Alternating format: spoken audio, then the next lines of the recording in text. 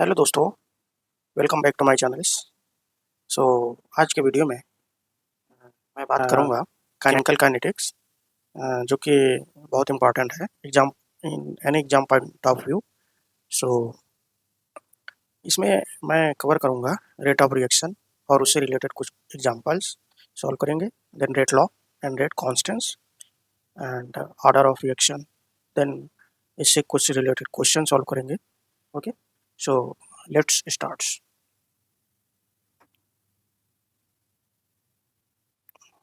सो chemical kinetics क्या होता है, चलो देखते हैं। So chemical kinetics it is a it is measurements of rate of reaction measurements of rate of reaction that proceeding under the given condition, temperature, pressure, concentration. Okay, जो जो chemical kinetics होता है ये इन कंडीशन के through हम rate of reaction को major करते हैं। अब बात करेंगे रेट ऑफ रिएक्शन क्या होता है। लेट्स कोई एज रिएक्टेंट है और उससे प्रोडक्ट बनता है पी। तो इसमें कुछ पॉइंट हाईलाइट करेंगे। तो rate of reaction at any time will depends on the concentration of the reactants. मतलब जो रेट ऑफ रिएक्शन है वो डिपेंड करता है कंसंट्रेशन ऑफ रिएक्टेंट। ओके, जैसा कि रिएक्शन कंटिन्यूअस है तो concentration of reactant keeps on falling और डिक्रीजिंग विद टाइम। मतलब अगर रिएक्शन कंटिन्यूअस है, परफॉर्म कर रही है, तो उसका कंसंट्रेशन, रिएक्टेंट का कंसंट्रेशन कंटिन्यूअसली डिक्रीज होगा। As you can see here, this is the rate of reaction. How I can write here? So rate of reaction R is equal to minus, so minus dCA. dCA means uh, concentration of reactant upon dt. So dCA is minus dCA is small decrease in concentration of A in small time interval dt time. Okay, so this is uh, the way to write the rate of reaction. Okay. Third point, concentration of product goes on increasing with respect to time. So vice versa, जब इधर reactant का concentration decrease होगा तो वो कहीं ना कहीं तो बढ़ेगा, तो प्रोडक्ट का कंसंट्रेशन कंटिन्यूस इंक्रीज होता है विद रिस्पेक्ट टू टाइम, और उसके अकॉर्डिंग उसका रेट भी बढ़ता है। सो यहाँ पे जो है इस रूप में इसको डिनोट किया गया।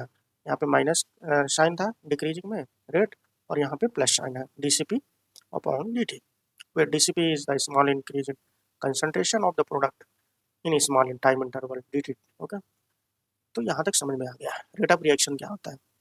ओके, सो बेसिकली रिएक्टेंट घटता है और प्रोडक्ट बढ़ता है रेट। ओके, अब अगर दोनों इक्वेशन को कंबाइन करें from equation 1 and 2, so here you will get R is equal to minus dCA upon dt is equal to dCp upon dt. Okay, so this is the expression of rate of reaction of reactant and product. For example, if I take first case, A and B is equal to L plus M reaction. This is the reaction given. So rate of reaction here will be minus dCA upon dt. उसी तरह जैसे पहले किया था, dCA upon dt minus dCA, क्योंकि यहाँ पे decrease हो रहा कंसंट्रेशन इसलिए माइनस, और प्रोडक्ट में प्लस में लिखते हैं। केस 2 लेते हैं, अगर कुछ मोल्स ऐड होते हैं, नंबर ऑफ मोल्स ऐड होते हैं ए बी बी सी, तो उसी तरह ये रेट ऑफ रिएक्शन इसको कैसे एक्सप्रेस करेंगे in terms of moles of concentration of reactant और मोल्स और इंक्रीज इन कंसंट्रेशन ऑफ, सो इसको पर मोल में एक्सप्रेस करेंगे रेट ऑफ रिएक्शन को। So rate of reaction is equal to minus 1 upon A dCA upon dt, so 1 upon में इसको express करेंगे। Similarly for product. Okay, so अब बात करेंगे हम रेट लॉ की। So what is rate law and rate constant. So rate law कोई rate of reaction से आया है। सो एज्यूम करो कि रेट ऑफ रिएक्शन ये है A is equal to product given है। So rate is proportional to, जैसे हमने पॉइंट्स पिछले पॉइंट्स में पढ़े हैं कि वो रेट जो है कंसंट्रेशन के, रिएक्टेंट कंसंट्रेशन के प्रोपोर्शनल होता है। तो इसको या ब्रैकेट ए लिख सकते हो या सी ए लिख सकते हो, यहाँ पे मैं ब्रैकेट यूज करूँगा। So rate is equal to, अगर ये प्रोपोर्शनली यहाँ पे हटाएंगे तो हमें के रखना पड़ेगा, तो वही होता है प्रोपोर्शनलिटी कांस्टेंट, और वही होता है इसको हम बोल सकते हैं रेट कांस्टेंट। ओके, और वेलोसिटी, रेट कांस्टेंट और velocity constant. Okay, so this is called the rate law equation. This expression called the rate law equation. अब कुछ अदर रिएक्शन लेते हैं जो कि नंबर्स ऑफ मोल्स के मल्टीपल में है, तो उसका रेट लॉ क्या होगा, के ए जो मोल्स हैं वो पावर में चले जाते हैं। ओके, जैसे एग्जांपल यहाँ पे दिया गया है, रेट इज इक्वल टू, जैसे ये 2 NO plus O2 is equal to twice of NO2 बनता है, तो रेट लॉ लिखेंगे तो के जो ये नंबर्स ऑफ मोल्स हैं वो पावर में चले जाते हैं। ओके, सो ये हमको कुछ इस तरह रेट लॉ मिल जाता फॉर दिस रिएक्शन। अब बात करेंगे जो कि बहुत इंपॉर्टेंट है, ऑर्डर ऑफ रिएक्शन। अभी तक तो जो पढ़े वो तो उससे वो बेसिक थिंग था, तो यहाँ से क्वेश्चन बहुत पूछता है ऑर्डर ऑफ रिएक्शन। ओके, कोई भी एग्जाम में इससे रिलेटेड क्वेश्चन बहुत आता है। So what is order of reaction? It is a sum of the power of sum of the power to which the concentration या pressure terms are raised in rate law expression. अगर ये कोई expression दिया है, equation, sorry rate of sorry reaction दिया है X A Y B के equal to product बनता है, तो रेट ला इक्वेशन हो जाएगी कुछ इस तरह। सो ऑर्डर हो क्या क्या होगा, ये जो पावर है ना इसका सम हो जाएगा, इसको सम करेंगे तो हमको ऑर्डर मिल जाएगा। सो वही होता है ऑर्डर ऑफ रिएक्शन। जैसे एग्जाम्पल के तौर पर लें, for zero order reaction rate law equation होगा k zero A to the power concentration of A to power zero, तो all over power is zero, therefore this is called the zero order reaction. यहाँ हम इसको के zero लिख सकते हैं। First order के लिए रिएक्टेंट की पावर 1 हो जाती है, सेकेंड ऑर्डर के लिए 2 हो जाती है, या इसको हम इस तरह भी लिख सकते हैं, तो दोनों को ऐड करेंगे तो 2 हमको मिलेगा ना। ओके, सो ये भी 2 सेकेंड ऑर्डर है, ये भी सेकेंड ऑर्डर। थर्ड ऑर्डर के लिए 3-4 केस बनेंगे, इसके पावर 3 लिख दो, या तो तीनों को अलग अलग लिख दो या तो एक की पावर 2 कर दो, बी की पावर 1, तब भी 3 होगा, सम करेंगे, या इसके पावर 1 कर दो, इसके पावर 2 कर दो, इसका भी सम 1 2 3 होगा। ओके, तो आई होप आपको समझ में आ गया होगा। ठीक है, चलो नेक्स्ट क्वेश्चन की ओर मूव करते हैं। तो फर्स्ट एग्जांपल है, इसमें अच्छा एग्जांपल है, एग्जांपल चलो पढ़ते हैं। तो rate of homogeneous gaseous reaction given है, ये गैसियस रिएक्शन गिवन है, इसमें कह रहा है द रेट जो है इस डबल है when the chlorine concentration is double. Rate double हो जाता है जब क्लोरीन कंसंट्रेशन डबल हो जाता है, but increase by the factor of 8 times 8 when the concentration of both reactants are doubles. Okay, मतलब ए NO एंड Cl2 का concentration जो है जब डबल हो जाता है तब वो उस केस में 8 टाइम्स हो जाता है उसका रेट। तो हमको फाइंड करना है, पूछ रहा है find the determine the overall order of reaction and the order with respect to NO and Cl2। बहुत सिंपल है, तो गिवन क्या है, रिएक्शन गिवन है, दिस रिएक्शन इज गिवन है। तो पहले केस में क्या कह रहा है कि रेट जो है ट्वाइस है, डबल है यहाँ पे, जब क्लोरीन कंसंट्रेशन डबल होता है, मतलब ये जो क्लोरीन का कंसंट्रेशन डबल होता है। दूसरे केस में दिया है रेट जो है 8 टाइम्स हो जाता है जब NO का कंसंट्रेशन एंड Cl2 का डबल हो जाता है। ओके, दोनों का, तो इन्हीं का यूज करके हमको ओवरऑल ऑर्डर ऑफ रिएक्शन निकालना है और अलग अलग भी निकालना with respect to NO and Cl2। Okay, so actually अगर हम प्रीवियस जो हम पढ़े हैं उसके अकॉर्डिंग ये हमारी रियल में एक्सप्रेस एक रिएक्शन है, तो इसके अकॉर्डिंग रेट लॉ क्या होगा, K is equal to NO का power to Cl2।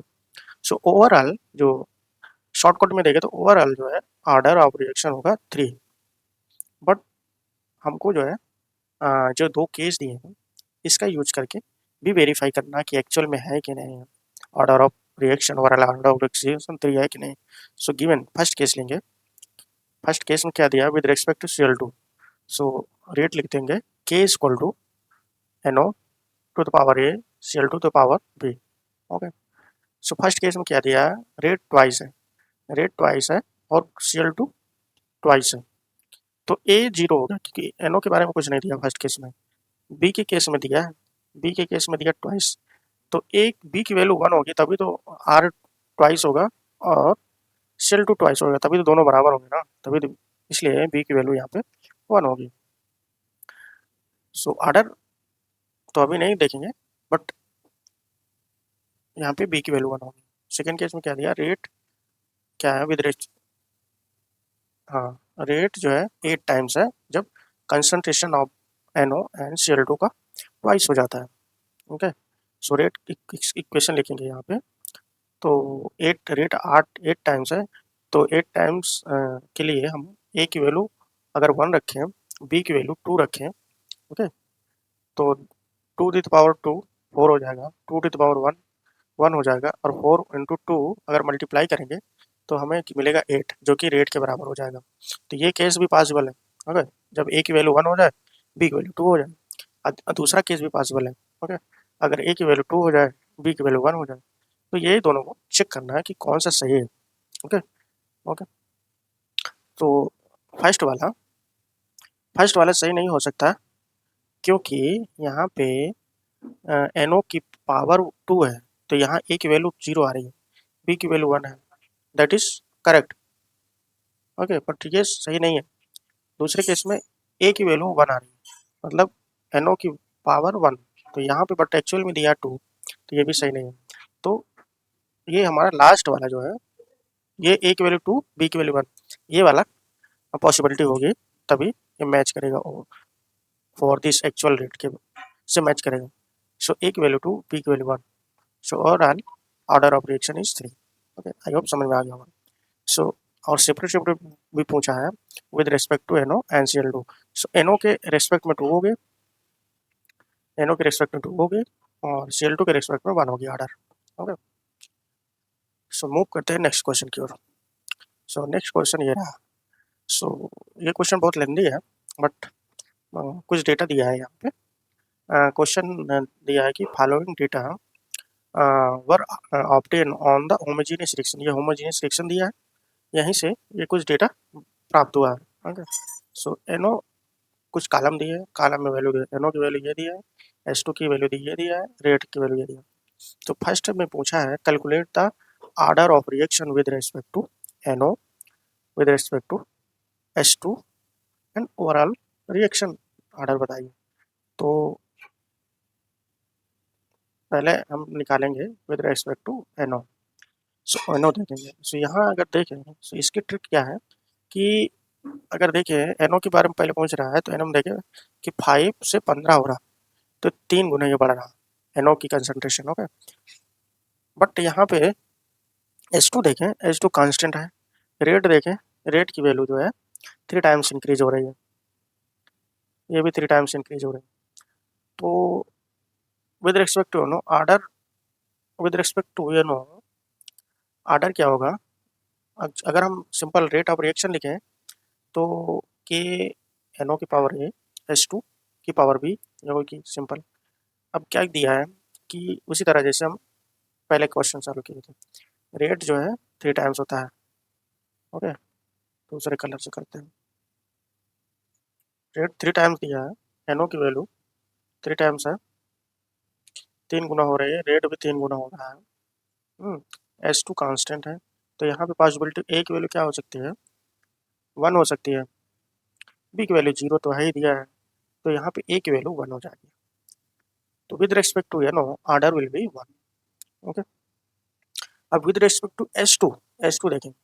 So H2 में देखेंगे कि ये जो है ये कांस्टेंट है, पहले कांस्टेंट बट यहाँ पे बढ़ रहा, ये 4 टाइम्स बढ़ रहा है, ये देखो 4 टाइम्स बढ़ रहा, 2.25 मल्टीप्लाई करेंगे 4 तो 10 आएगा, so ये 4 टाइम बढ़ रहा, ये कांस्टेंट है और रेट भी 4 टाइम्स बढ़ रहा है।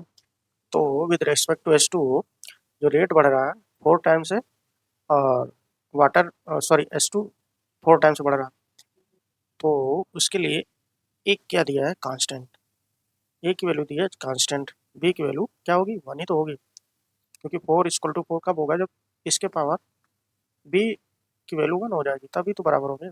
तो यहाँ पे with respect to S2 order will be 1। So overall order of reaction तो क्या होगा, दोनों को ऐड कर देंगे ए प्लस बी को, तो 1 + 1 = 2। सो overall order of reaction will be 2। Okay, so third में क्या पूछा है, right the rate law expression for the reaction. Rate law expression पूछा है, तो हम पहले क्या निकाल चुके हैं, ए बी की वैल्यू निकाल लिए हैं। ए की वैल्यू ओवरऑल क्या आई है आर्डर के लिए, ए की वैल्यू 1 आई है, बी की वैल्यू भी 1 आई है, तो हम सिंपली लिख सकते हैं रेट क्या होगा K equal to NO concentration of NO and concentration of H2। So ये जो है रेट ऑफ रिएक्शन हो गया, रेट लॉ एक्सप्रेशन हो जाएगी for the reaction given reaction. अब थर्ड में क्या पूछा है, calculate the rate constant of the reaction. So from equation this we can write K equal to rate upon this.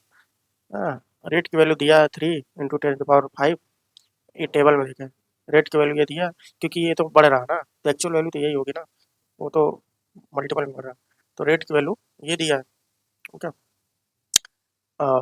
NO की वैल्यू भी दिया 5, S2 की वैल्यू दिया 2.5। ये इसको सिंप्लीफाई करेंगे तो K की वैल्यू रेट कांस्टेंट की वैल्यू आ जाएगी 2.4 mole inverse decimetre cube second inverse. Okay, और लास्ट में क्या पूछा है, इसमें पूछा है कि what will be the rate of reaction if ये जो वैल्यू है NO = S2 = ये वैल्यू दिया है। तो यहाँ पे क्वेश्चन में दे दिया है, तो हल करते समय बहुत लोग भूल जाते हैं, तो सिंपल रेट की वैल्यू निकालेंगे तो सिंपल जो वैल्यू दी है वही रख देंगे, बट यहाँ पे दोनों की वैल्यू इक्वल है, जो कि 8 है दिया है, 8 पॉइंट × 10⁻³ है। तो ये जब रेट हम ये वाली एक्सप्रेशन में ये वैल्यू रख देंगे, के की वैल्यू तो निकाल लिए हैं, बाकी वैल्यू रख देंगे, तो ये वैल्यू जो है जब 8 का स्क्वायर करेंगे, क्योंकि दोनों वैल्यू सेम है, दोनों वैल्यू में अगर 8 रखेंगे तो 8 का स्क्वायर हो गया 64। हाँ, उसकी पावर जो है -6 हो जाएगी, और ये जो यूनिट भी है डबल हो जाएगी, तो सिंप्लीफाई करेंगे यू विल गेट 153.6 × 10⁻⁻6, ये वैल्यू आ जाएगी। सो आई होप आपको वीडियो से कुछ बेनिफिट मिला होगा। अगर वीडियो अच्छा लगे तो वीडियो को लाइक करें, चैनल को फॉलो करें, और थैंक यू फॉर वॉचिंग।